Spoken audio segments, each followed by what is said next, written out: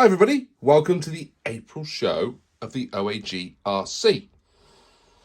Now, the reason that this is here right at the start of the show is because you all voted last month for which of the 3 RCs I gave you should be appearing in the Orchard Raceway series. And it's no surprise that the winner was the awesome Schumacher Cougar. So this will definitely be appearing out on the track next season. But the other 2 cars, I could not split them. They were absolutely identical. So, there's more on what we're going to do with that later in the show. But for now, let's see what's going on with the restore projects.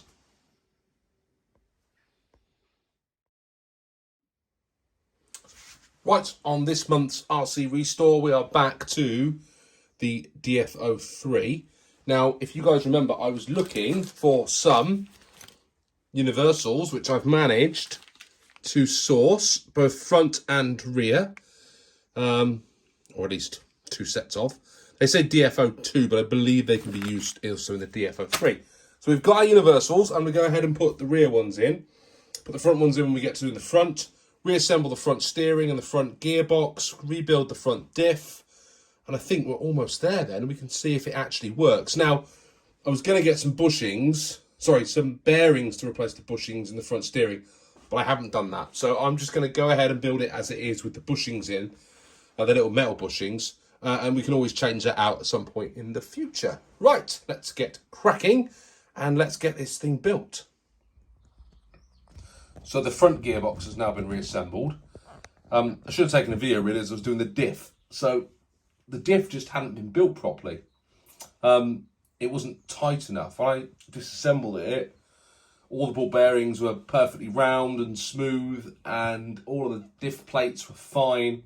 So all I did is replaced the cups front and back because they were worn and cracked, and just rebuilt it with some extra grease. There was nowhere near enough grease in there, and it wasn't tight enough. So I've done that now, and it works. So we're now on to reassembling the front steering mechanism. It's always good to take a little bit of a break and see where you've got to. So the front gearbox is now mounted. I've just checked that the drivetrain works okay under the power of a AAA battery, which it does. All spins freely. So the next thing I've got to do is disassemble the uprights at the front, put in the universals that I've got for the front, and then connect it all up. And we are almost ready to put some electronics in it.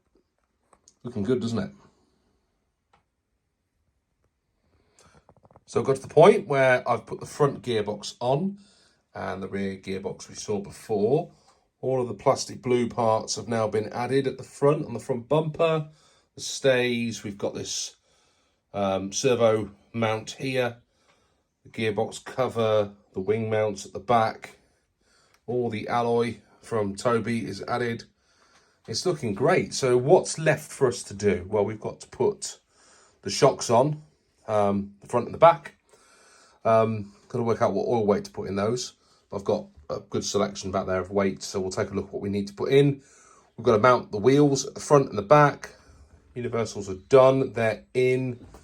One of the things I would say is very careful at the front. I mean, I know that droop won't be there once we get it up and running, but there's quite a lot of travel that's almost popping out the front on the universal there. So I need to make sure I set the shocks up right so they don't do that when we're out on the track. But it's looking blooming marvellous. I actually reckon this is going to be pretty good, you know. Could be up there on the Orchard Raceway. You guys are going to have a difficult decision deciding which 2 cars are going to be competing this season on the Orchard Raceway. My bet is this one appears somewhere. Right, let's get the shocks on. Okay, we are done. So we've got the wheels on, we've got the shocks on. We've gone with a 900 oil. I checked out Mark Bryan's build video of the DF03 and he had used 900 oil. And without any reference in the manual, I decided to use the same. So Mark, thanks for that. Maybe it's too heavy. I don't know, it seems to pass the drop test on the bench reasonably well. We won't really know until we get this out on the track, but I think you'll agree That is one mighty fine looking chassis. That is us done for now, so we're going to do the body shell on the next show and get that done up, put some electrics in, and then we'll be able to give her a run. But I'm really, really impressed with how this particular RC has turned out.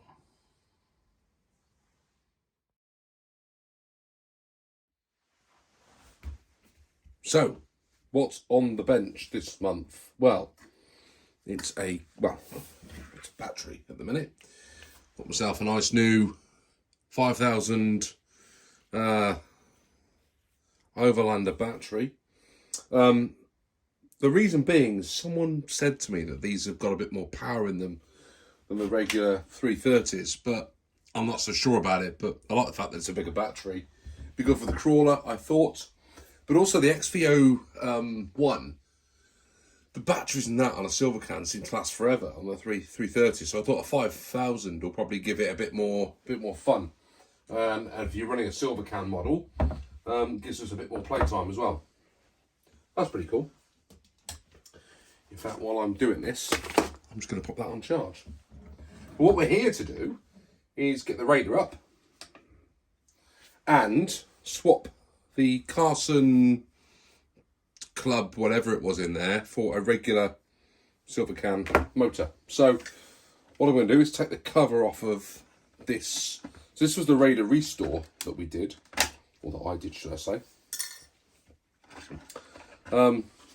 And it's pretty much just a standard Raider. The only thing I changed on it is obviously put some modern electronics in and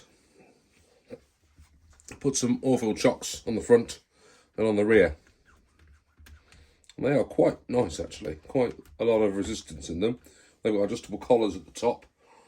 I can't remember what shocks they were, actually, but they're pretty good. There's a bit of weight in the front of the Raider there. I put a bit of extra weight down the front. We've got to take the motor out of the back of this. This motor is rubbish.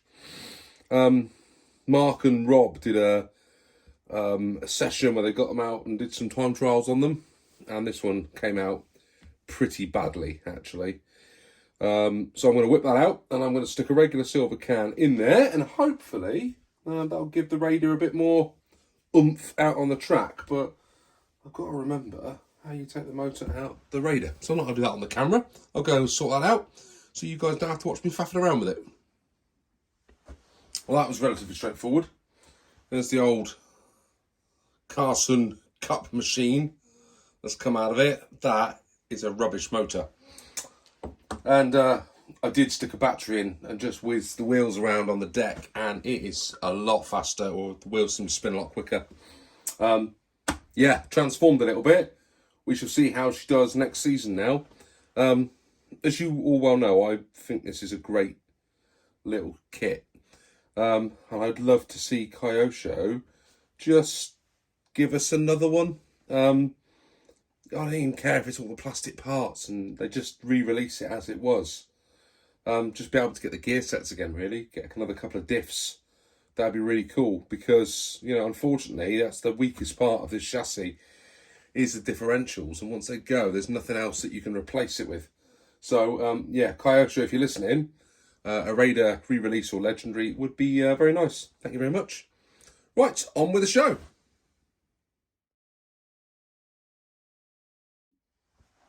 No, you're not having deja vu. I have another Raider up on the bench. This time is my original, very, very first RC car. This one brings back a whole ton of memories every time I get it out on the bench. Because this is where it all started for me. My love of RC started with an original 1989, I think it was, Kyosho Raider. The only thing that isn't original on this are these tyres and that servo saver. So that is a standard Tamiya servo saver. Now, it was funny when I was taking this apart and cleaning it down.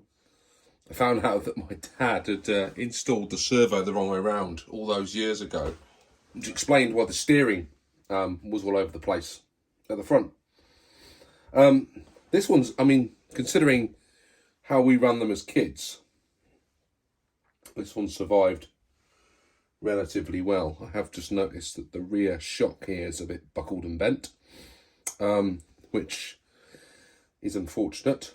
So Kyosho had these adjustable collars on the top to be able to set the tensions. I'm not overly worried about that though, because I have plenty of spare shocks. Should one of them go, we can replace them with some others. And those friction shocks are, well, very frictiony, as you would expect. Now, the problem with this is the MSC at the top there has finally given up, as you can see. And our good friend Andy Robinson was building his Raider. He had a turbo Raider, wasn't it? He did. And he very kindly sent me over the MSC out of that kit, which you can see is identical. Now this is an original Kyosho bag from an original Kyosho kit, so that is pretty cool. Andy, thank you very much for sending this over to us to be able to put into. Look at that. Kyosho Corporation, always the best. I reckon so. So here we go. Look at that. Very, very neat. It's been in this bag since the 1980s. Or the very early 90s probably. Finally coming out to play. Now, what I've got in here as well is I can't remember what that part is. We've got a spare one of those, so should this ever short out, we've got spares. All I've got to do is remember how all these wires connect up. And we should be able to replace what's on top of there with this brand new one. So I'll go ahead and get started on that now. Right, the old chatter is away. Got steering going, look. And we've got MSC movement at the top. We are alive. Got the old Technoplus ACOMs out. I am really pleased that that's come together when the steering's still a bagger. What's it, isn't it? And it's not straight either, and I've got the setting set all the way across. I'm going to have to take that back out and fix it, I think. But we'll certainly fix that. So what I ended up doing is I just took the top part off the MSC. I'm just going to turn it all off. I just took the top part off in the end because the plug on the one from the Raider Plus or the Raider Pro, sorry, was a different input to the ACOM's receiver than what I had on this one. And rather than having to rewire the whole thing, I just thought I'd reuse that top plate. So we are back up and running. The old girl will be able to at least do one lap of the track this year before we put her back in the box for another year. There we go. Andy, thank you. You've kept my Raider alive for at least another year. So, nice on you, buddy. So there we go. We've reached the end of another show. Now, if you remember at the start of this show, I told you that I couldn't split the Thunder Dragon and the DF03 when it came to votes. In fact, they both got equally the same number of votes. I mean, they were about, each of them got about maybe 20% of that of the Schumacher. So that was out and out the number one car. The thing is, I don't need all of the cars because I only really needed two. I didn't really need three. But if I'm going to have three, then I might as well have four, right? Now, you guys know that I've got another project on the bench as part of the Restore series. And breaking with absolute rules in terms of what I intended to do, I'm going to show you that project now. So here is the restored Madcap. Now this is also going to run on the Orchard Raceway this season. So because we couldn't split the difference between these two, I've decided that we're going to run this at the same time. So you'll see the build series for this on the show over the next, 4 months or so, because there's quite a few parts to this because it didn't go very smoothly. But ultimately what we've got here is a Madcap front end and rear gearbox with rear arms and front arms. The middle part of this is the Super Astute tray, and I've put the Super Astute shocks onto it, mounted it to the Super Astute front and rear damper stays, and the battery goes down the middle as per the Super Astute, but the gearbox is the Madcap one. So look, it's not fully a Super Astute, but it's also no longer a Madcap. We've called it Project Ham, Hybrid Astute Madcap. But what I've decided to do is just, make it my own. And I think it's probably not only the best looking RC that I've got, but I have driven it, and it is really, really nice to drive. So much so that I think it could well be a real contender out on the track. There's still a few little bits to sort out, like I want to Velcro the sides down. But yeah, it is tight at the wiring, but it's ready to go, ready to rock and roll. So we're going to have all three of these and the Cougar, which you can't see. It's up here somewhere. All four of these RCs are going to be hitting the track this year on the Orchard Raceway. Now, that's an awful lot of stuff going on. And I'll tell you how we're going to make all this work probably next month. Until then, whatever you do, make sure you have some good old-fashioned fun. Thanks for watching. Give me a thumbs up. Please give me a like. And I bet, like me, you can't wait to see all these RCs on the Orchard Raceway this season. Until then, see you soon. Thanks for watching. Bye.